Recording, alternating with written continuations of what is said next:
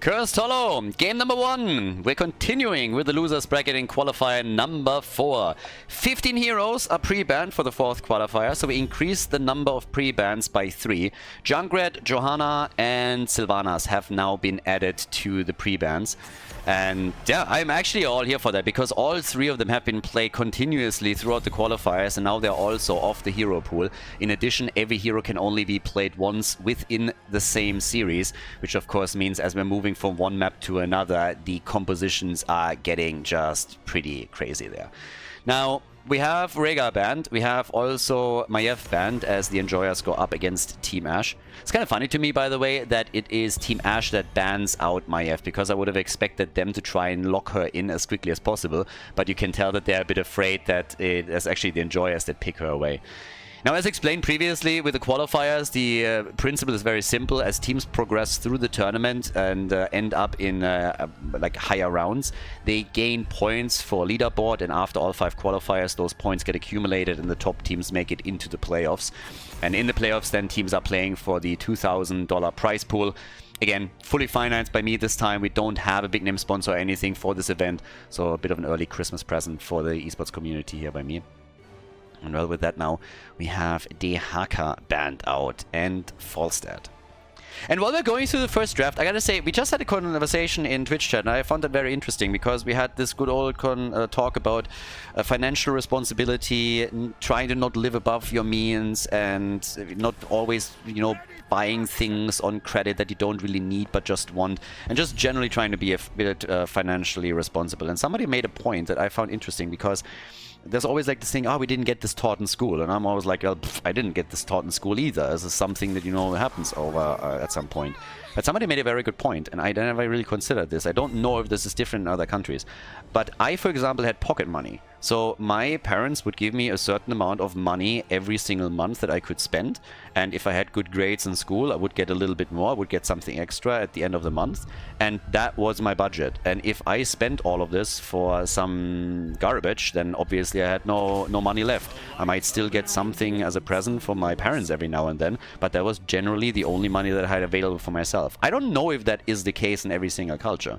So I can totally see if people don't grow up with something like this that teaches them a certain amount of budgeting, even if it's on a small scale, early on, that starts to become a problem as the years continue. So that was actually a really good point that was raised there, and I'm not quite sure if that is culturally, if that was just my household and the way that I grew up, because I always automatically assumed that that was pretty generically how things happen, that you have pocket money that you then spend and can spend for yourself, and that you have to budget. And obviously that also leads automatically into at some point you doing some odd jobs for, I don't know, neighbors, family members, whatever it is, so that you get a bit of an increase in your pocket money. It's actually an interesting thing.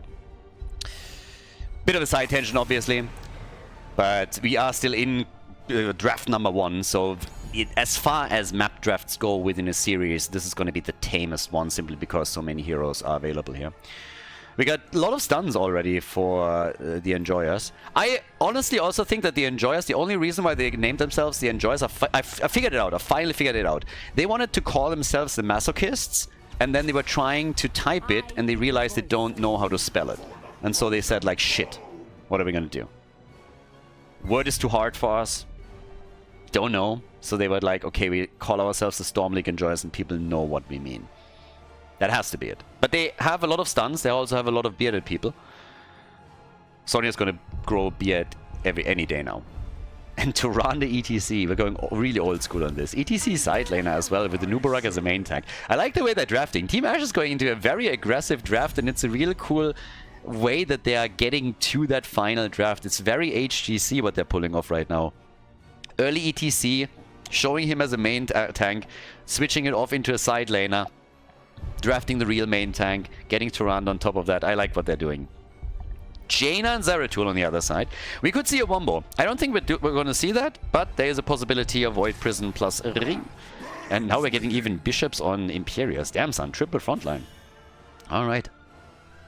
Cursed Hollow. Game number 1. Let's go, everybody. First map between Team Ashe and the Enjoyers.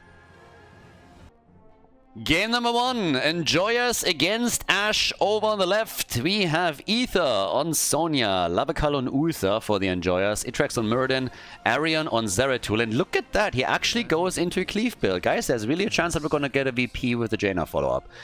Jaina herself, played by Alvaruz. And over on the right side of the map, Renella with Toranda. We got Lopaka on Chromie. We have Bishops on Imperius, Shizakid on Nubarak, and Morenas on ETC. So, first fight in the middle of the map. Let's see what we're gonna get there. It's gonna be fun. It was really interesting because this entire financially responsibility thing and pocket money story kind of developed a bit further. And I was reminded that when I was a kid, so when I was pretty young, when I was in 5th grade, 6th grade, oh, Jaina. Oh, that's a quick one. Jaina's down. The school that I went to was in the adjacent village, or the town next to us, and it was roughly 6 kilometers away, and there was a bus for everybody that went to that school, and the bus pass cost 40 Deutsche Mark back then per month. That's 20 euros roughly. And one of the ways that I could increase my pocket money was to actually drive that with my bike. So I would ride with my bike those 6 kilometers to school every single morning. Snow, rain, wind, weather, didn't really matter. And then I would instead save the money of the bus path and get that for myself. So it was like stuff like that you could do to increase your pocket money a bit. And honestly, I think that also helped a lot with just, I don't know, general lifestyle, fitness, a lot of stuff. Never really thought about some of these things, but my parents did some stuff right. So, yeah. But, again, bit of a tangent, bit of a side story there as well. But, yeah, and obviously if you had good grades, you would also get some extra pocket money that you could then spend. I mean, you never really accumulated too much. You couldn't not all of a sudden run around and buy yourself like a console or whatnot. But, yeah, well, you could, I guess, if you saved up for long enough. But, yeah. Long time ago. Long time ago, and of course a lot of things have changed and don't really apply the same way anymore. But still, a little bit of a trip down memory lane. Now, we are still in the Heroes of the Storm game, despite everything else that we're talking about here. Level 4 has kicked in. We saw Jaina die. That was the first blood in the game. We got the Andoril anomaly now. Zeratul continues with the cleave build. So yes, there is a good chance that we're gonna... either it's gonna be a hybrid, or we're gonna get the Void Prison from him, as it was in the days of old. And I personally, I would kind of love to see a VP plus a ring again. I'm not saying it's the best combo, but it is something that we haven't seen in a long time. I just don't think that they're gonna do it, simply because there are too many heroes on the other side that can put an enormous amount of pressure onto either Zeratul or Jaina and make this really tough to pull off. If you're going up against the Nubarak with Cocoon, ETC that can go for a power slide, and also Imperius for an added stun, you know that there's going to be some trouble brewing. So, good pressure from Team Ash already as all of this jumps up. And right now we have both teams still on level 6, but I would say that the red team is definitely dictating some of the moves here. Making quite a lot of the decisions as they are trying to engage very aggressively with the opponent, set up a few traps like we are seeing here. Zeratul, alright, he sniffed this out. If they would have been a bit slower there, maybe there was a chance. But with that Bruiser camp in the middle, it can still start doing some extra damage on the wall. The tribute has already been channeled. They got a freebie. Red team locked it in. Team Ash obviously just coming off a victory in the previous round. And now they're losing Chromie. So the Chrome Star is killed again. Yeah, Stormbolts against the Nubarak, and Shizakid gets away. Battle Rage for Sonya, Guardian of Ancient Kings for Uther. And we get for our boy with the mask, the Seeker in the Dark. Never really understood why he has a mask anyways, because the man doesn't have a mouth. It's a Protoss. So, yeah. It's not a thing. It's definitely not a thing. Have no idea why. Maybe he just tries to look cool. Likes Western or whatever. So yeah, just like that. Oh, Nubarak, careful. Ladybug, nearly obliterated, but lucky. So, have you guys, by the way, watched... just forgot the name of the movie. The train movie, like the one with the assassins on the train. The one guy, Ladybug. You know what I'm talking about, right? People think I'm gonna be crazy. That movie really exists. With lemon and tangerine. Damn, I just watched it yesterday. I can't remember what the movie is called. It's gonna come to me in just a second. Bishops locked in, careful. And yeah, I should be able to get out here. Nope. Mirrodin jumping out. And another double stun. ETC is still not there. He's still at the top lane trying to give them some extra experience. So yeah, I think now with the full commitment of the blue team, they should be able to lock that tribute in eventually. But ETC is just only interested in getting experience for the team, and it's going to get them closer to level 10. But the interrupts are still coming. Mirrodin gets attacked. Another quick hit, and they're actually killing him. Anubara gets killed too, but this is still a trade in kills. And the blue team can't be happy about this. They're playing 4 versus 3 now, but this was a 5 versus 4 battle in their favor, and they weren't able to pull it off. Now Lavakal gets interrupted again, and thanks to ETC sitting at the top lane for this long, they're closing in level 10. The blue team has to fall back even. Damn. Great job by them. Yeah, but again, what I was talking about is Bullet Train. So Bullet Train was the name of the movie, and I actually really like it. If you haven't watched it yet, it's kind of funny. It's pretty well done, and the explanation in the movie why ladybugs are lucky is something that I never had heard before.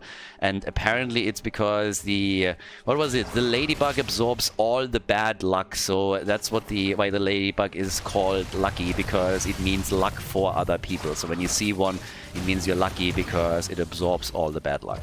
Don't know if that is just like a general true thing that gets told by some cultures, or that was just made up for the movie, but I found it pretty interesting, and it kind of got triggered when I saw Nubarak with the skin here. But definitely a movie that you should have a look at if you enjoy stuff like this. It was a very pleasant surprise. We get the VP, and we got also the Ring of Frost, so they're going for the combo with Leap on Sonya.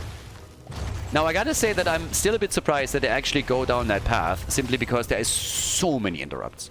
So many things now on the other side that could just crap all over that combo.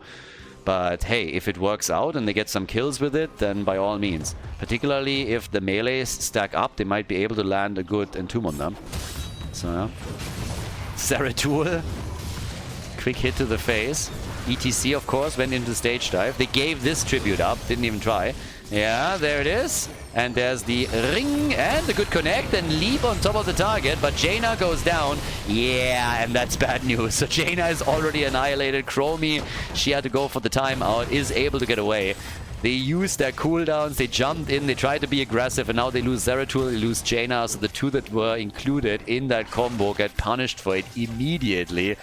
And that is a first fort in this game that is going to fall here. Yep, fort goes down, 5 kills to 2. And Team Ash with a solid lead in experience can build on that, get level 13 talents. All the way up at the top. We have Ether now taking over. The damage output 19,000 for Sonya, 14,000 for Chromie. And well, right now, it doesn't look all that great for for the enjoyers, for the masochists. And this is honestly a bit concerning, because all of this is now playing out just as level 13 is hitting and there's a tribute spawning, so we will likely see a curse here. And that is just trouble. Level 13 is ready. I don't think they can interrupt this at the top long enough. And Nubarak is already showing. Obviously, he's just trying to buy some time. Nice stun into the boss stun. This is still going to be taken, but it's a free tribute, and that means that one team is going to get so much more out of their boss than the other team. This one is a freebie, for sure. And, oh boy, this is going to hurt. That top 4 doesn't stand a chance. Does not stand a chance at all. Yeah, they're going to get mad damage. I have no idea why ETC just halved back. Okay, going down to the bottom of the map to defend, I suppose. Alright, fair enough. I was like, you have full mana, you have full hit points, where are you going? I was like, ah, okay, we're defending bot lane. So yeah, top lane fort is definitely going to fall, there's no question about it. They at least got this camp here, which is kind of important, so the enjoyers, they were able to grab this, and that gives a bit of counter pressure. Yeah, so trying to also get some damage done with Zeratul as he's jumping in. Yeah, defense at the bottom, so far successful. that tribute, ooh, Sonya gets also caught. So that's another hero down on the blue team side, which means that now it's 6 kills to 2. Zeratul is moving in again. They already cocooned Jaina earlier. There's the Void Prison. Anubarak with another stun. Ring connecting only with one. Can they get a kill at least? Yes, they can. Chromie is dead again, and Renella also falls. So Tirana and Chromie get both annihilated. ETC with a big stage dive and the slide. They are able to get a kill. Might be able to pick up a few more though. Imperius low, and yeah, they want the Anubarak too, but they cannot quite get him. Well, actually, if Shizakid is lingering around for too long, he's gonna get destroyed as well. Yeah, and obviously the top lane, this is where most of the damage happened. I mean, just look how low this keep is. They're gonna get the keep out of this. Boss plus Curse made it possible for them. So yes, this keep is gonna fall. Still pressure in the middle. And ETC, of course, as he came in, look at that stage dive. Comes in and hits 3, nearly 4 of them, and that allows them to turn the fight around a bit. 5 kills, 2-7 overall. Still a leading experience for Team Ash. But that keep is gone. Even the core gets attacked a bit. Now, it doesn't lose any shields, but yeah, this is still... It's still a bit bonkers. Fort in the middle and in the bottom have both taken damage. At the bottom of the map, it was the boss that was the real problem. But of course, now that we are looking at structures on the map, that top lane control is big. And once that boss is back, which is going to be in 2.5 seconds, minutes, that would be a bit too quick. But yeah, if you get a boss again, they're going to march towards the core. So this is a big problem. This is a really big problem and something to consider, because they now have... the blue team, they have to fight for the boss essentially every single time that it comes up. Or they risk taking core damage. Jaina is died 4 times, so more than half of the deaths on the blue team are by Jaina. Whereas ETC, for example, and Uther, they haven't died a single time yet. And Jaina's problem is, amongst other things, that she hasn't completed her baseline quest yet. So there's no ice block available to her that she can use in order to just block out some of the damage and buy the rest of the team some time to assist her. Well, tribute is coming up, and the red team has already taken position on this one. Muradin, careful. Oh, that didn't quite go as expected, but they're trying for a kill on him, and damn! He gets the Divine Shield and Pop's avatar. Oh, layering out those ults as they were really concerned that he would fall. Tyrande proving her value again with another owl that was interrupting the channel. And ETC is just now pushing out the side lane over and over again. He has the global, he can use it. He is literally the only global in the game right now. So yes, they're getting value out of this. Another hit is coming. We got the tribute already, so it's 1 tribute to 1. And still a leading experience for the red team. Team Ash! A quick poke into the middle. Tirana just smooching around with one owl after another, sending hate wigs all over the map.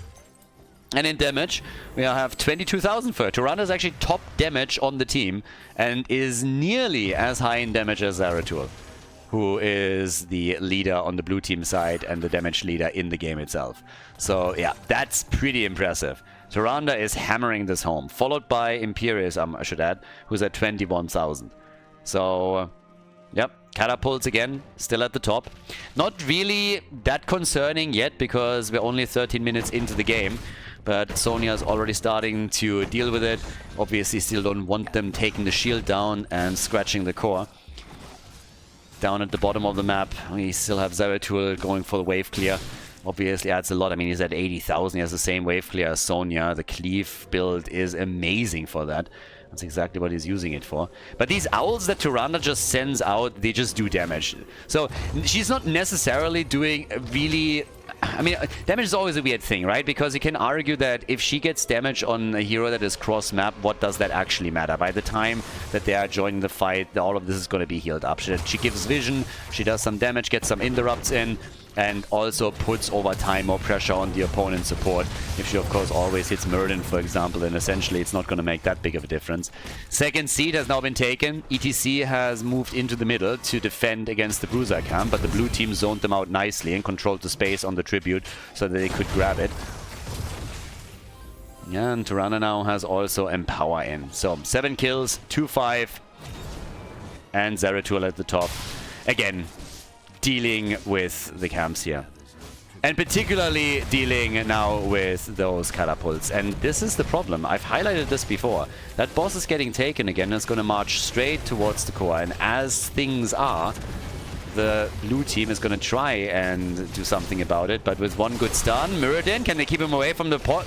Oh my god. I thought that he would be able to not go there because of a stun. Leap into the back. Tyrande, the prime target as usual, and she gets blown to pieces. Curse opportunity for the Enjoyers as they're fighting back and they're looking for the second kill, and they get it too. Imperius is taken. Ring of Fail, that didn't go anywhere. But that boss is still at the top lane, and now Zeratul, he is going to try and... Oh, no. Ah, yeah, Tyrann is dead. Yeah, of course there's no interrupt. I was thinking, where's that owl coming from? There's no owl anywhere. So, boss is going for core. Is going to damage it at least a little bit, but they have that curse. And that should threaten the top fort, and maybe they're going to get more than that.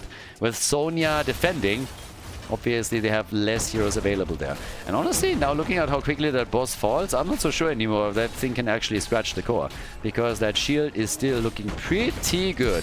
Maybe a little bit of damage, but it's not going to be a whole lot. Ooh, Chromie! Yeah, you're dead. You're dead. Sorry, you're gone. And Zeratul is now trying to drive the momentum even further. Top fort, as you can see on the minimap, is getting assaulted by some siege giants. Core is now on 79% for the blue team, but they have all the momentum in the world now for a few more seconds as the red team is suffering from that curse, and they are taking a keep down as well. And ETC, hello, what the hell? ETC is trying to end the game. Forcing one hero back. Sonya leaping in, missing the leap. 53%. What the hell is happening? Really nice move to force Team Ash back. He's not going to make it, by the way, but it doesn't really matter. He's going to get close enough. Tyrande is down, though. That's a problem. And actually, is he making it? Hello? 25%? Finally he's dead. The problem is that these guys are still trying to end the game here. Chromie is back in 6 seconds. ETC might have just saved them the game. If they are defending this, it's because ETC bought them more time. But it might still be close considering... Nah, 90% on the core. Alright, so they're going to take this out. They're forcing them back. But holy hell, that game got all of a sudden flipped on its head. What a game. The ETC move. Glorious.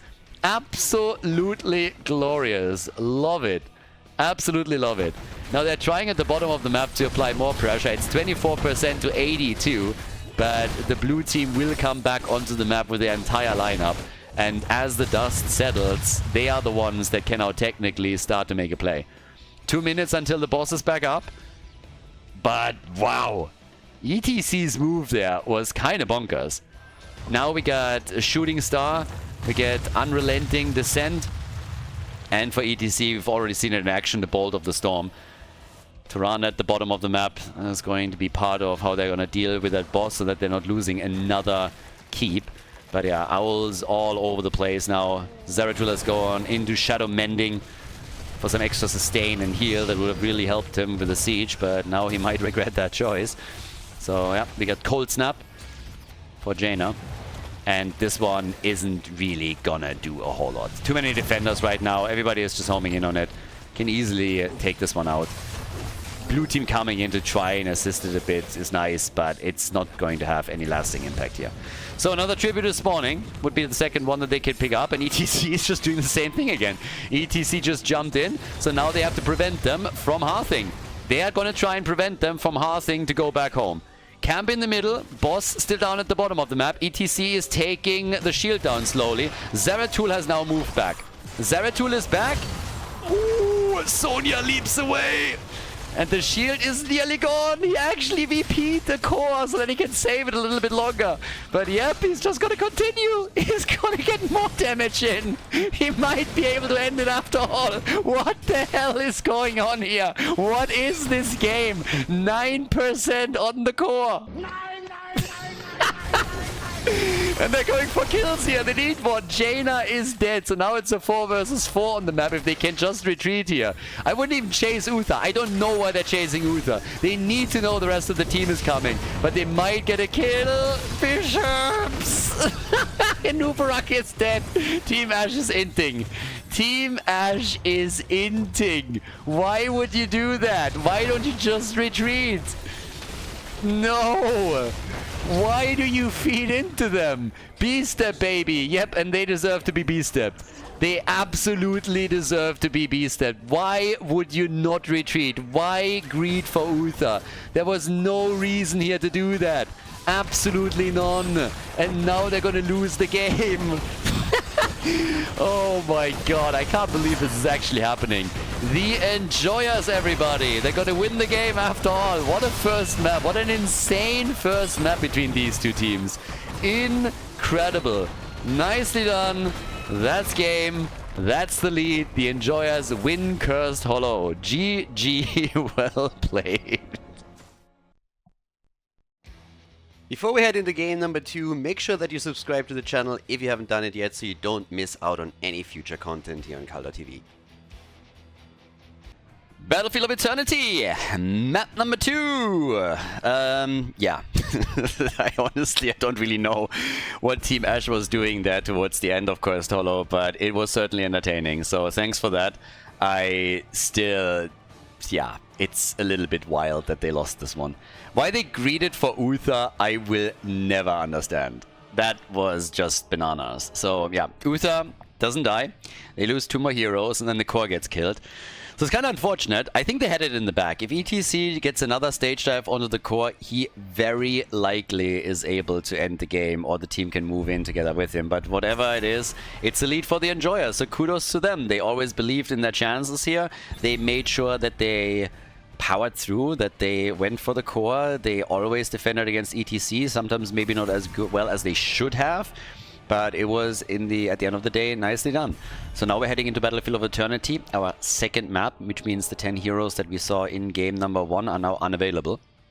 So a chance to maybe go for some very different drafts and bust out some of the more cheesy heroes. We could get Jimmy here. We could. Jimmy could be a choice. Lunara is still up, I believe. You could go for... I highlighted Nazebo a couple of times as a possible pick on Battlefield of Eternity. Not necessarily here right now, but keep it in mind, I would say, for the playoffs, because he can be a solid choice with a spider build to nibble away against the Immortals hit points. So I don't think that in this qualifier it's going to be happening unless we're seeing it in the, let's say, grand final as the 4th or 5th map. Then it could become an option. But just as a general thought, Nazebo can be good. Now that obviously comes with the caveat of all of those pre-bans and everything, but we'll see what they can do here. Now Jimmy is still available, Lunara is still available, Greymane is up.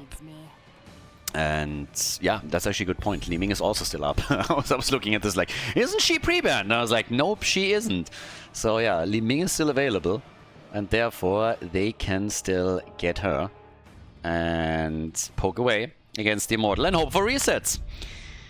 I would assume that Team Ash is going to pick Greymane. If not, banning him out would probably be a good choice so that the Enjoyers are not picking both. But now that I look at it, they can actually get Greymane before the next ban phase starts. So yeah, Lunara, as expected, and we get Stukov. Are they locking in Greymane? Do we get the duo? Li Ming and Greymane. Get some resets and just take him down one after another. Or what else do they prioritize over that? Could go for support team, of course. Rhaegar already banned, Whitemane banned, Stukov taken. Chen and Falstad. Yeah, we are creating a full zoo over here. I personally like Chen. Ever since we had the last Korean tournament, the Healing League, I loved how Capybara played Chen on Battlefield of Eternity in particular. Always as a main tank, and here we're going to see him as a side laner again. But I really enjoyed that. It was super fun to see Capybara play so well around the barrel and really create space for his team to either destroy an objective, get a kill, get a structure, and yeah, it was awesome. So that Korean tournament was pretty fun, and Capybara's plays on those was nice. So I'm very much looking forward to see a bit more Chen here now too. Varian getting banned. Don't want to tee kills up with Varian for Li Ming, so they get rid of that. With Bishops already playing Lunara, who are they going to target now? Maybe the side lane, trying to take Morenos down? They go for the main tank. They're actually eliminating Tyrael, which leaves Greymane still up, by the way. So they could go for Bambi and the big bad wolf. Yeah. That's definitely a chance. But what's the main tank? It's actually a really good question I got asked here with the ban on Tyrael. They've already taken some of the possible main tanks away in the last game with that triple frontline that they were running. But Mal'Ganis is up. Oh, and we get Samuro. Nice. I like myself a good Samuro game. I really love that Sven is now playing a lot of Samuro and Vikings for his team. So some others have started to pick up on that. Hazo, obviously, for the Saboteurs, also playing a whole lot of Vikings. Now we get Samuro from other teams too. It's pretty cool when we are getting all of these picks now. And it should make for a very entertaining top lane. With the final 2 picks coming in for the blue team, and we get Arthas and Deckard Cain. Okay, Arthas in the house, everyone. Yeah, that's kind of awesome. I like it a bit more when they're banning him off with Medivh, because that's pretty cool, the way that he negates some of the weaknesses that Arthas has and can just simply portal him into the backline and to the front. But yeah, with that we now have Arthas to control Samuro a little bit too, and just like try and run them down with the Frozen Tempest here, and it impacts the choice apparently on the last pick. We're getting Greymane after all. Arthas or no Arthas, they don't care. Game number 2, Battlefield of Eternity, match point number 1 for the Enjoyers. Let's go. Game number 2, the Enjoyers on the left with Lavakal on Deckard Cain, Itrax on Arthas. That alone is already win. Arian on Falstad, Alvaros on Liming, and Ether on Chen. Over on the right side of the map, Team Ash. They have to win 2 in a row now, after the Cursed Hollow game. Still can't believe that happened. Renella on Stukov, Bishops on Lunara, Shizakit is playing Mal'Ganis, and we have Lord Parker on Samuro with Morenas and Greymane. Let's go.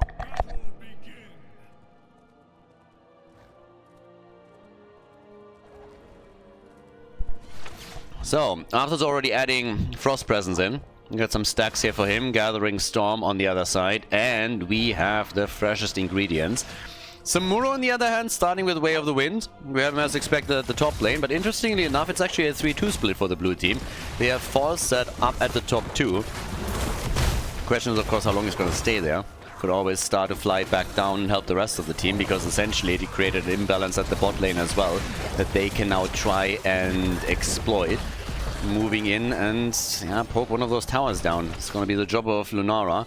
And if he can get into walk move form, Greymane obviously to pull that one off. So we'll see if he can actually do that. But all up at the top, well, he's holding his own right now. I mean, eventually Chen and Falstad are going to win that lane. Question is just which team has more push power on their respective lane where they have the superior numbers. And I would honestly say that I mean, okay, we have Howling Blast. There's a fair amount of CC, which can be dangerous if Greymane engages with Worgen form onto structures. But if they are able to get him in to melee range, then he can shred that wall super easily. So the camp is already taken. Now they have another tool that they can use in order to push this one out. And at the top, no Parker is still doing okay. Falstad is already out of mana.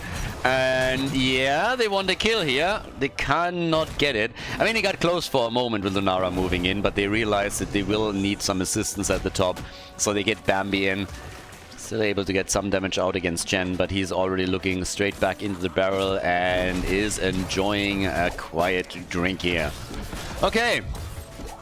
When it comes to Team Ash, they obviously have to also play this out pretty disciplined, considering that if they lose here, they are out of the qualifier. The Enjoyers would love nothing more than move on to the next round of the tournament now. Where, by the way, the Saboteurs are waiting. So let's not forget that in the winner bracket final, Saboteurs got defeated by the Raiders. So the big... Oh my god, Birdie, hello? Yeah, Falstad is not okay. Definitely a bit of a mistake flying into that particular bush, so he's gone, and that's first blood. But yeah, the winner of this series goes up against the Saboteurs in the loser bracket final. And then we'll see who advances to face off against the Raiders in the grand final of qualifier number 4. Another best of 5, by the way, which this time starts off on Warhead Junction. We've always been rotating the starting map for the grand final. All the other games, obviously, the starting map is going to be determined by the players, by the typical bans and picks.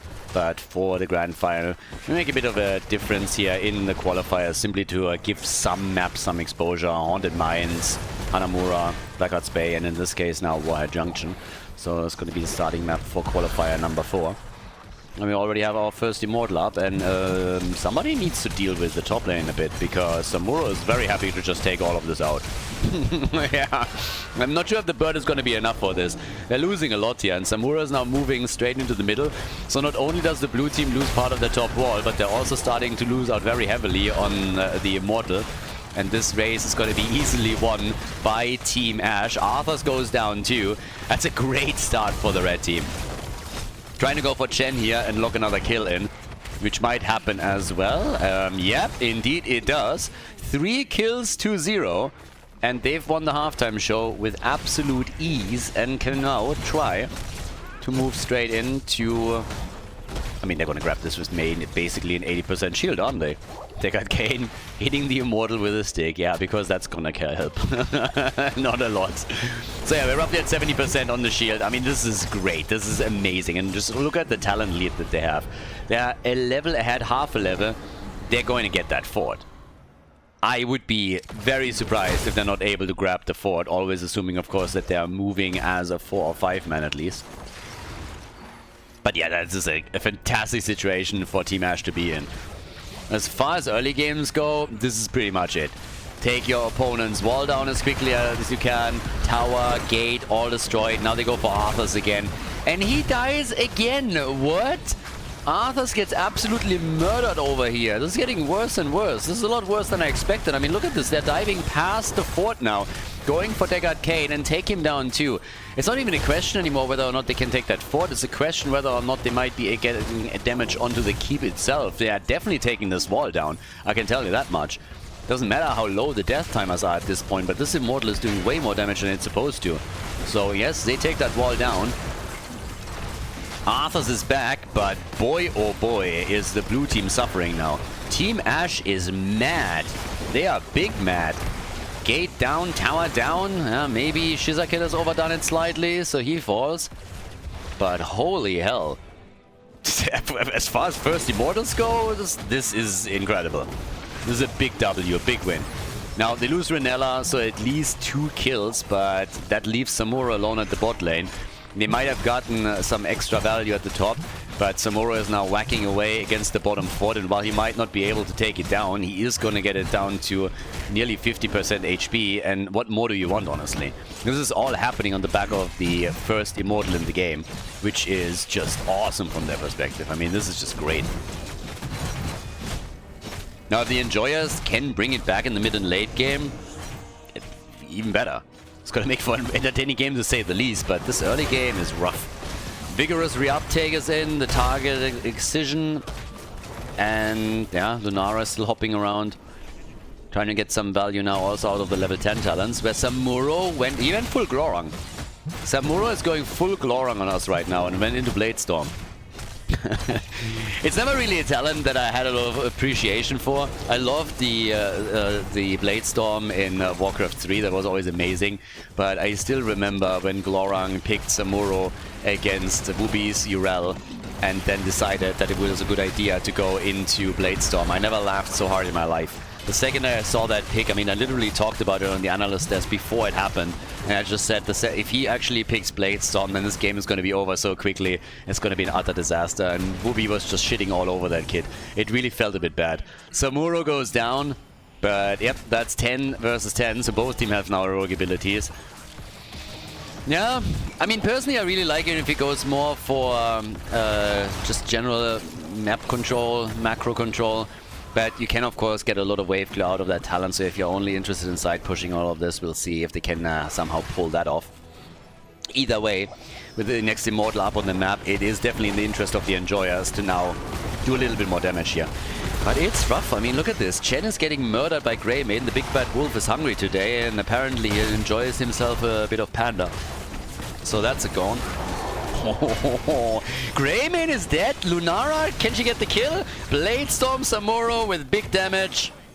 And they're taking the entire team down. Everybody's dead with the exception, I was about to say with the exception, but maybe Atrax is dying too.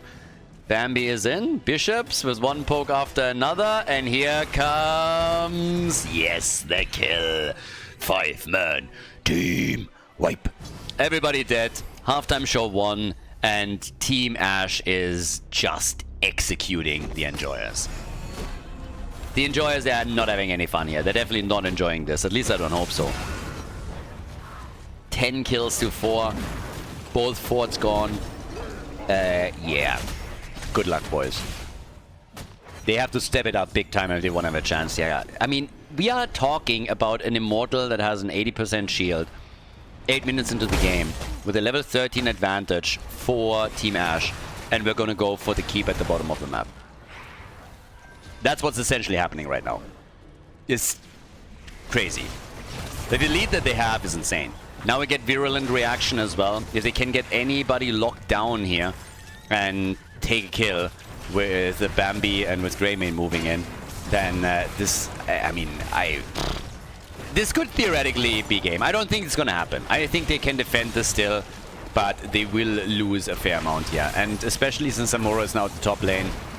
So they're not putting all of their eggs in one basket with the 5-man push. Instead, they're having Samuro trying to pressure this out. That means that Chen is on the side lane as well, dealing with it. But Keeps will take damage here, for sure. 3 levels ahead now. That extra talent in and of itself is already super nice. Samuro again damaging. Catapults are coming in here. Chen is trying to chase him, can't really. But this just means that at the bottom, even more work is now being done by the Immortal and the rest of the team. They might not get it. I don't think they will. But this means that both of their keeps are now damaged. Nice gust attempt here. They can try and isolate some of those guys, but I'm not sure if it's going to result in them locking in a kill or two. And again, this is a 5-man because Samura is now back up at the top lane and he's going to enjoy this full on. That's a keep, even if he has to die for it. I really don't care, but this is something worth dying for. 100%. So yeah, just take this one out. I have no idea why he's moving back. What? Dude. I guess he can move in whenever, but I would have definitely taken that down. Losing Samuro for a keep? I mean, hello. Easy. Easiest decision of my life, baby. But alright. He decided otherwise. I guess he... they should be able to pick it up later. But yeah, either way. That would have been an easy kill. He would have sacrificed his life for it. With everybody rotating in and Chen already on his butt, that would have happened. But I guess that applies more pressure. They're going to get it for free at some point. I guess right now you can easily move in and have him claim it. Over here, yep, they're trying for Shizakid. So now they lose Mal'Ganis instead of Samuro. It's still worth it. Still worth it. Samuro has 82,000 siege damage. Just to put this in a bit of perspective, we have the top siege damage hero on the blue team side in Falstad, and he has 40k, so he is on half of that. And Samura is now moving down to the bottom of the map. Another Blade Storm very quickly that he is able to take that minion wave down. Level 16 for them. And that is keep number 2 that is now gone. I mean, this is as over as it possibly gets. The only team that can still win this for the Enjoyers is the red team. If Team Ash throws this full on, then they might still lose it. Let's put it like this. The Enjoyers cannot win this game anymore. Team Ash can lose it on the other hand. So that could still happen. But yeah, so now we have level 16 versus level 13. Samura is just starting to threaten the bot lane more and more and more. They are forcing heroes back, which allows, of course, the Immortal fight to be very uneven in favor of Team Ash. They're pushing for game number 3. They don't want this to be over here in this series. They don't want to drop out of the losers bracket and out of the qualifier. They are hoping for a third game to turn the entire series around, and currently they are doing a fantastic job to get to that outcome. We have the accelerated contamination for Lunara. We can also press the attack and Executioner, and as you can tell, they're pulling ahead on this. Arthas is dead, so he's gone. Arthas has been destroyed. Falstad has the defense, and Samuro made another play for core and is escorting also more and more camps in. Now that Chen is gone, that means they only have 3 heroes on the map. Li Ming also super low, tried to get a kill with Calamity and couldn't. And now what we're seeing instead is her falling. They got Kayn dying. 14 kills to 5. The core is already losing hit points, not even bothering with the Immortal anymore. They're just sitting there like, okay, screw it, we're just gonna go and end the game. 12, 13 minutes in, and this is gonna be a victory for Team Ash. Absolutely ruthless performance by Team Ash as they come in, take the victory, force game number 3. And yes, very well played by them. I mean, damn. That was a statement that they made here. Not only did they win a game, but they made a massive statement, and that brings us straight to the final map of this best of 3 series. So let's go. Game number 3 between the Enjoyers and Team Ash.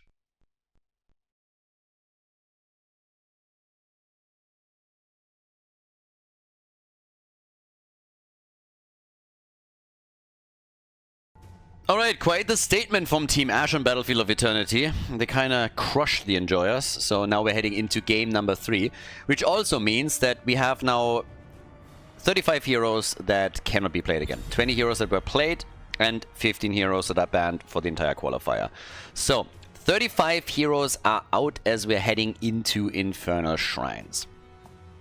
Not gonna make things too crazy, but there is now some potential for some out-of-the-box picks for sure. I mean, there's definitely a couple of heroes and a couple of roles that are getting thinned out slowly.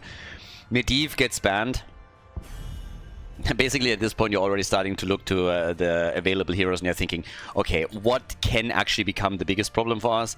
What is a hero that could throw us a massive curveball? And Medivh is always very, very high up on that list and gets banned, therefore, by a lot of teams that are just trying to throw him out there.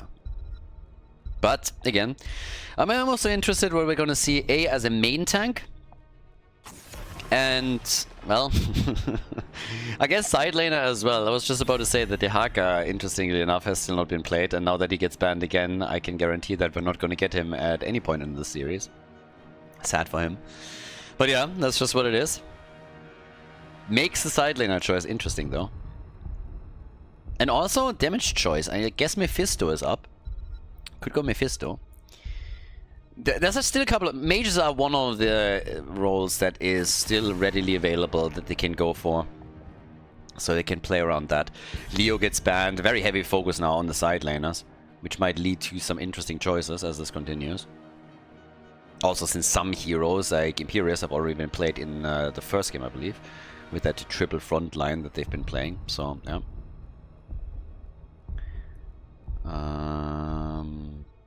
But yeah. Okay, so final ban before we're starting with our first picks, and they're going for Rhaegar, so supports are now being targeted too. It's gonna get interesting here. I mean, again, we need wave clear. You need something that can bring the AoE damage, and now that Maiev is being led through, we have her taken. So banning out Rhaegar is a bit wild to me. I mean, Renella has been playing Rhaegar whenever he had a chance, essentially, but that they are willing to give Maiev over to Bishops is crazy. Initially, it was a ban... I mean, initially, it was actually Bishop's team that banned Maiev because they didn't want the opponent to get it, and they also wanted to potentially save it for Bishops later in the series, and now they get exactly that, so I'm very surprised. I mean, very surprised. Tychus and Garrosh now. Tychus obviously makes perfect sense here, so does Garrosh. Still two very strong picks this early in the game. And yeah, Odin transformation for the Shrine fight. It's also going to be huge. But I see Maiev on the other side and I'm already terrified. If you can follow up properly with anything here, Bishops is going to have a good day. Shizar Kid with Varian, Malfurion. Pfft. Yeah, we're going CC City on this one. This is going to get potentially nasty. Now, Garrosh against Varian. I mean, again, you can apply a lot of pressure onto Varian too, but I'm always looking at Maiev here. That tether. Pull into a root. And as long as they're having some good damage behind it, this can get very nasty. Now, Mephisto gets banned. Again, he was one of the heroes that I was pretty sure would be taken. So, yeah. That would be interesting. And it's a great hero for the map. For every Shrine fight, if you come in with his damage and the Light Nova, you can do so much there. But he's banned, so now they have to resort to some of the alternatives. Nothing insane has been picked yet. White Mane gets banned. I mean, again, for both of these teams, it's basically their tournament life on the line. If they're losing here, they're out of the tournament. The winner would move on to face off against the Saboteurs. So obviously, we're really thinking this through and having a bit of a look of, okay, what's possible? What can we do? What can our opponents still counter? We had so many games that were just basically lost in draft in previous matches in this one as well, that you definitely have to think this through properly. Now, for Wave Clear, we have Gul'dan, Alvarez is in, we get Oriel for heals. So all in all, this is a well-rounded draft that they're getting out already. You have Gul'dan, Tigers for damage, that's solid.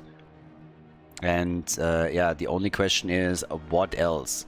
What else are we getting for the red team? How do they counteract this? I mean, they themselves have a nice lineup here, but we still need some actual damage dealers from them. And Morenas will of course pick a side lane, ideally somebody that can also chip in damage. So we get Khaldor, more CC, more mage, and Malthael. Alright, there we go. The Angel of Death is in the house, and it leads to our final pick for this series. Infernal Shrines. Ether still has to make a choice. They don't have a side laner, so he knows that he's up against Malthael right now. What are they gonna play? The Malthael is of course nice for Infernal Shrines too. With the AoE that he brings to the table, this is a really solid pick. And Ether, last but not least, Girella up. So he goes for her, and we get the Space Goat. Let's go, everybody. Game number 3, the final map between Team Ashe and the Masochist.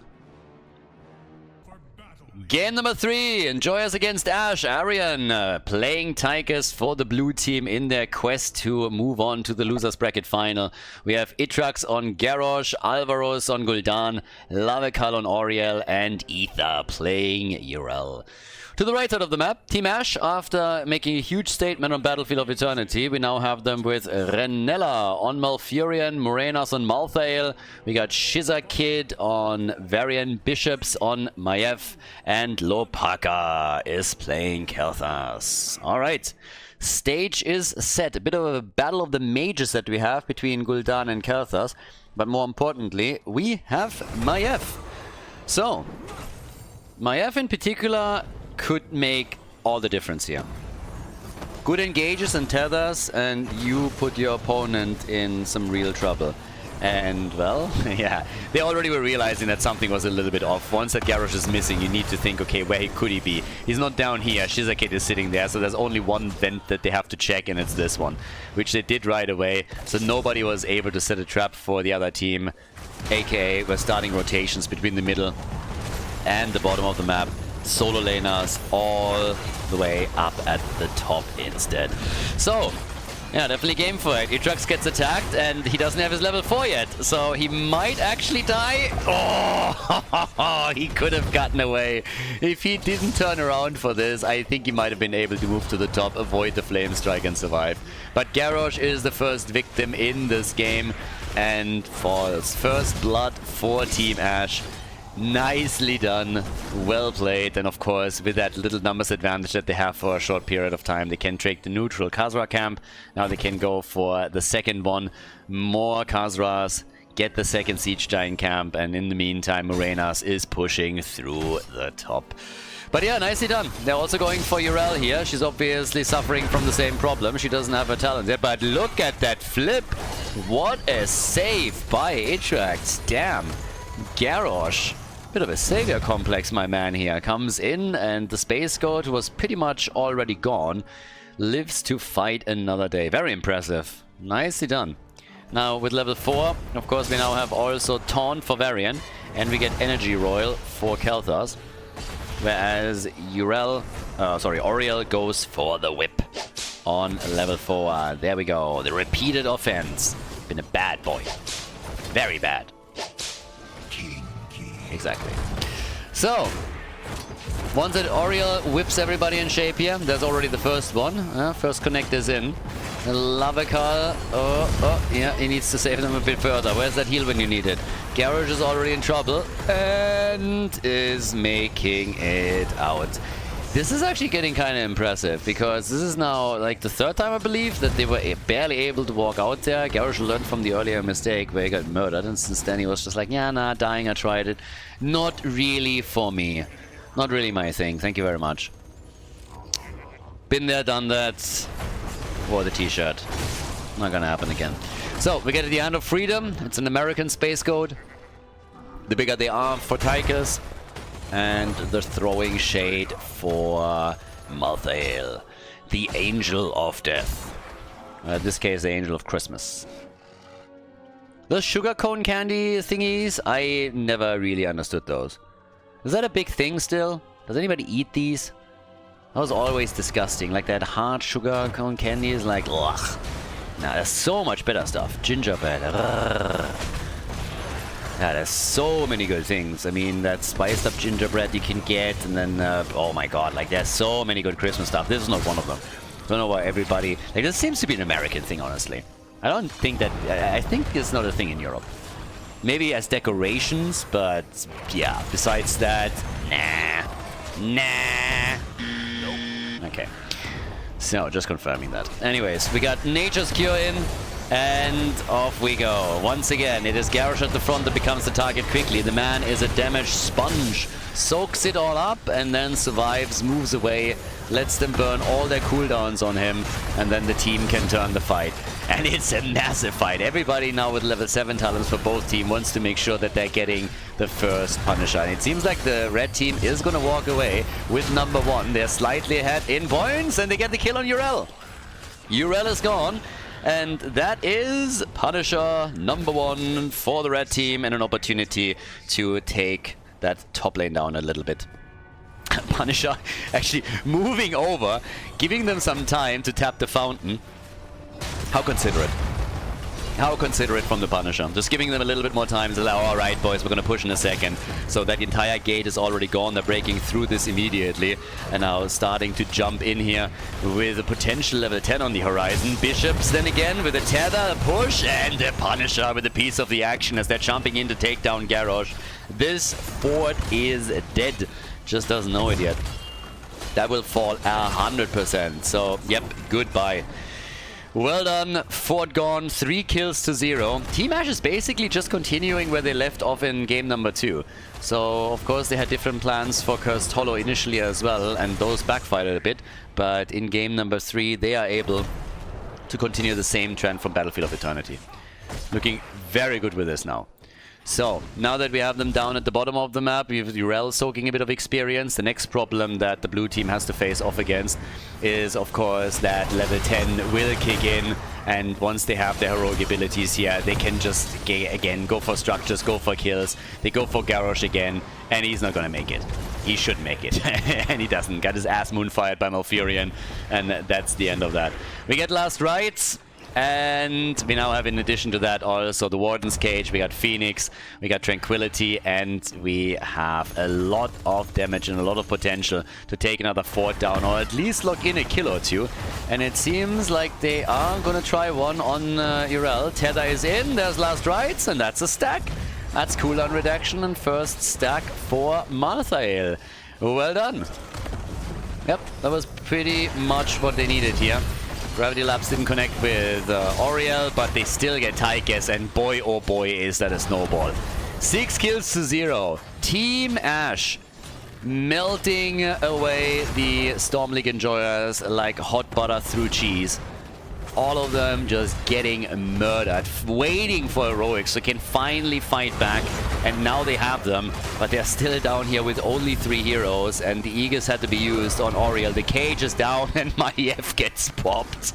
Oh, 30 hit points on Alvaros, barely surviving. But yeah, at least they got 1 kill. They got their first kill just with level 10. Time to fight back a bit. Alright. So yeah, so far so good. And well, we still have of course a mad advantage here for Team Ash. So that's the thing. We have them with 1 level lead. They are getting close to the level 13. They've taken down 1 fort already, and the party is continuing in the middle of the map again, but this time it seems like the red team has overstepped slightly. They're losing Varian, and Malfurion is also finding himself pretty much in no man's land. So yeah, he doesn't have a chance whatsoever. Goodbye. Yeah, he needed Google Maps or something to find his way. He got a bit lost there. By the way, talking about Google Maps, does anybody like that new color scheme that Google Maps has? What are these people drinking? Like, seriously. Like, what is going on in the Google headquarters that they looked at that new color scheme? They're like, that's a great idea. I have no idea what these people are drinking, but I want to have some. I mean, Jesus. If you have a good thing, don't ruin it. Like, how hard is that? Was anybody really looking at Google Maps before and said, like, I really don't like these colors, we need to change them? I cannot believe for even a moment that that was feedback that they got. So, yeah, it's like, if nobody criticizes, nobody complains about it, it's good, leave it as is, or put it in as an option. I mean, seriously.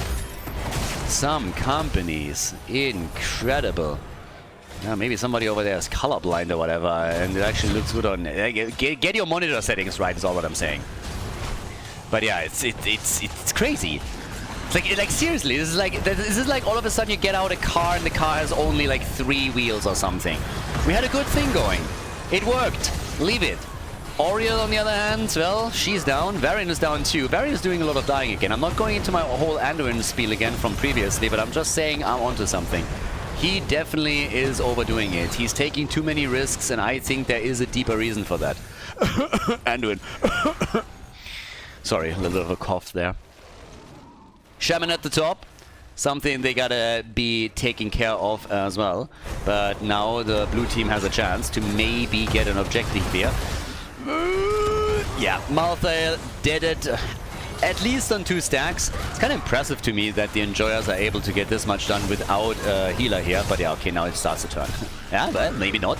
The self-sustain from Garrosh is enough to keep him alive here. Oh my god, 4 hit points.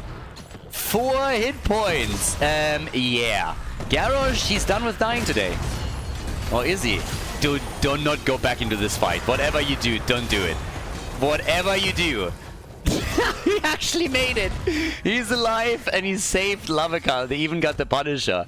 It's pretty impressive what they're doing. This is a problem though. And I am not so certain that Yrel can save that keep. She might just be able to pull that off. But that's a ton of damage. Yeah, that's really a lot. So, now we got 5 kills to 7. At the same time, we have still elite in experience for Team Ash. So that hasn't really changed here. We now have 27,000 damage for Kel'Thas. He's the top damage dealer for the red team. We got 34,000 for Gul'dan, so still pretty impressive. And yeah, up at the top, Yrel, she saved the keep for now. But it's a little bit too low, if you ask me. I don't think they're comfortable with that. It's a lot of free damage that was done there, just by them trying to go for the objective at the bottom of the map, so yeah. But again, either way, we're waiting for level 16 talents. And this is game 3. I mean, this is the final map in the series. One misstep, one mistake, one brain fart, and you're gonna be toast. So with Phoenix, they come in again here, get some extra damage. Gravity Lapse, nicely done. Catching Yrel immediately. And Malthael has pushed out the top lane a little bit. So he's trying to get them to level 16 first, and spoiler alert, he's going to be successful. Yep, there it is. So with level 16, we now have also the Fury of the Sunwell for Kel'Thas. So gets the double explosion, can poke much more aggressively from a distance. That's going to come in handy when he gets his level 22. So then he will be able to poke against structures from afar. But for now, just having that lead allows them to break down the fort at the bot lane and also go for some of the structures here in the middle, which is exactly what they're currently doing. Break this down one bit at a time with Maiev, with Kel'Thas. Gul'dan is done with his baseline quest, has completed it a while ago. Kind of important because he just now locked in Ruinous Affliction as his level 16 talent, so the synergy is now fully there. Obviously, Kel'Thas also with his baseline completed. He's at 39 stacks. Really nice shield for him. And he's going to have that. But there is a lot of pressure against the Enjoyers. With all of their forts, or most of their forts lost, the lanes are getting pressured. Catapults are becoming a problem. And the red team just doesn't let up. They are always going for the next hit. Always going for the next structure. Taking down a tower here. Taking down a gate there. Just poking a little bit. Grabbing a camp. Setting it onto lane, and it is working nicely for them. So we have a Frozen Punisher being activated next for the two teams here, and this is a big one. So if the Frozen Punisher gets claimed by Team Ash, they have a chance to bring this real far. For the Enjoyers, it would be a good opportunity to reclaim some of that ground they lost and take a fort out in the mid lane. Malthael is, by the way, defending this up here at the top very, very easily now. And this is another camp. They are going to lose the keep here. I just don't see them saving the keep and going for the punish at the same time. I don't think that's possible. I mean, maybe I'm wrong, but it's 13 seconds for the Shrine. Malthael now has to make sure that he gets out, that he gets back. So they're trying to defend this. They will not lose the keep, but they are losing out on the initial position. So the halftime, oh no, sorry, the halftime show, no battlefield left out. They are going to get a bit of a lead here, or at least they should. If they activate it, but they're more interested in the fight. All right, I'll take back what I said. Yeah, I thought they would activate it immediately and make sure that they're getting at least an initial 10 or so. But yep, they get a small advantage. Very early Odin that got popped by Tigers. So already has it.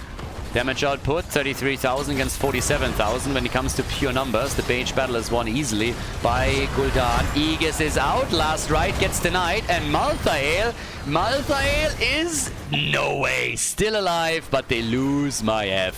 That's bad news. They saved the Angel of Death, but Maiev is gone. Great news for the Enjoyers.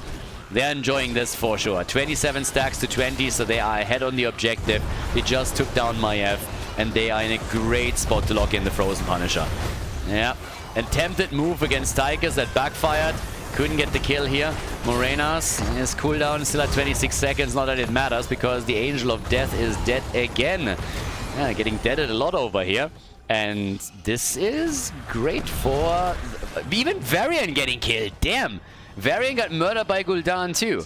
Now, up at the top, Yrel is saving the keep again. They have the Frozen Punisher. That's going to destroy the fort in the middle of the map. But the Enjoyers? Huh. We might get somewhere with them. They might just be able to turn this game around and win it after all. They're now ahead in kills, they're ahead in experience, they're trailing in structures. But the question, of course, is how long will that last? Nice push by Khaldor at the bottom of the map, getting the team a bit of experience. And now that they're moving in for this, we have them right on the move with it. Yep, trying to go straight up for the keep. And they should be able to take it out, because Malthael is missing, Varian is missing, both of them are still dead. There's no way to save this anymore. The Enjoyers coming in, taking the keep out, and yep, that's all that they needed to do here. They're closing in on level 20. That makes things even better for them. And the entire mid lane is now open. Still, the forts at the side lanes have to be taken out eventually, but it's a great step into the right direction for them if they want to make it to the next round of the tournament and face off against the Saboteurs in the next round. So, well, down at the bottom of the map, we're now looking at another camp that they could possibly take. And the red team, you can't fight here, boys. You need level 20. Can't just simply try and engage into that without Storm Talons. So yeah, they're sitting tight, they're waiting, they have Malthael in the middle, he gets them a bit more experience, but the early Storm Talons with, of course, the big red button, with the Deadly Calm, with Haunt, it's just too much for them to handle right now. But any moment we're gonna get those level 20 talents, and yep, here they are. That gives us the Flamethrower. No surprises here, honestly. Malfurion, yes, the Lunar Shower. I mean, I'll take the Lunar Shower over the Golden Shower, honestly. I gotta ask the Donald again what he thinks about this, but essentially, Malfurion with the right choice is basically what I'm trying to say here. No one can stop death.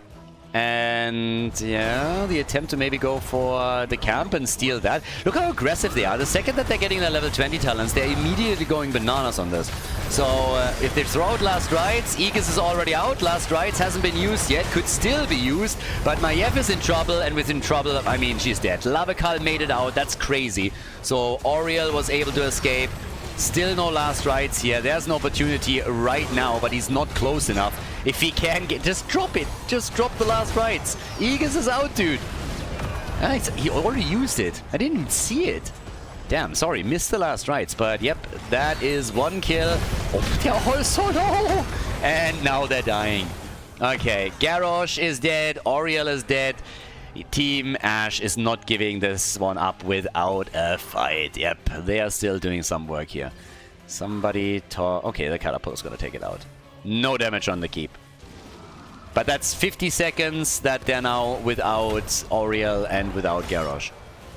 It's honestly bananas how crazy some of the plays are that Lavakal is pulling off here. I mean, he's been saving the team time and time again. Oriel died twice in this game, but she's been doing an incredible job. Heal is at 64,000, but very targeted, whereas for Malfurion, Tranquility, of course, plays a huge role. Mortar Punisher is being activated next, but we will have a 5 versus 5 up on the map. They can still poke in the middle of the map a little bit, but there's still a fountain that can be used by the blue team as they're trying to get ready for the fight. There's no camp though, so since the Shaman camp at the top is about to get taken, again, this keep is likely going to get destroyed. There's one catapult already here. Unless they're sending someone topside to take this catapult out, this is going to fall 100%. Yep, the top keep is going to fall 100%. Unless this battle is being decided within like the first 10 seconds or so, the top keep is now gone. The blue team won't be able to defend it unless they give up the Punisher. But they're popping Odin early. They go for big red button. They're really trying to be as aggressive as they possibly can be. But look at the minimap. Keep that top lane in mind because that keep is gone. But it's all about the battle here in the bottom of the map. 23 to 14 stacks. Nice damage from Kalthas again, but Urel survives. Didn't even have to use her ult here. They're zoning them as best as they can. Phoenix is already in. Yeah, Aegis is out. Malthael hasn't used his ult yet. Could still do that now. And might do it against maybe even Tychus, honestly. Top keep is about to fall. Garrosh is also gone. And Team Ashe is taking Ws all over the map. They're getting a kill. They're taking the keep at the top side down. Core is going to get under pressure soon. And of course, they're winning the objective as well. It got close there towards the end as the blue team was locking in one stack after another. But it is the red team that walks away with the Mortar Punisher and can now go down to the bottom of the map in the attempt of claiming keep number 2. So, here we are. There's the move. This is the opportunity to now move in and do exactly that. And I don't think they can be stopped. Question is more so, can maybe a second kill come in for Team Ashe and can they go to the core? Because that's the game plan. They want to go for core with this. So here's the opportunity. 9 kills to 10. They're looking really good. Team Ashe on their way to a potential victory. We'll see. We'll definitely figure that out in a moment, but it's looking good for them. Level 22 for the two teams. There's Haunt. So they're using everything they have. All the ults are being used here, but the core is going to fall. It's going to fall quickly, even with Garrosh back to business. Aegis is already out. Alvarus is nearly dead. Malthael dies, but so does Gul'dan. Malthael can easily buy himself back. The Winions over on the right side had to be stopped anyways, so he's now able to do that. And over on the left, they have the core on 50%. Garrosh is about to die again. Team Ashe, they should be able to win this. Or not? I was expecting them to just right-click the core here and full-on go for it, but they're apparently waiting for Malthael. It's essentially a 4 versus 3 on the map, and they're playing with a lot of patience. Malthael is on his way, though, and Garrosh and Gul'dan, the two orcs, are still dead. Both of them useless over here. So, Malthael is back to business. 8 seconds until he has his ult back up. Might not even need it. Ether is so low that he's probably going to die there anyways. And indeed does as Kalthas takes him out. And that is all she wrote. Core is about to fall. Catapults are homing in again. And that is a victory for Team Ashe as they move on to the losers bracket final, where they will face off against the Saboteurs. GG.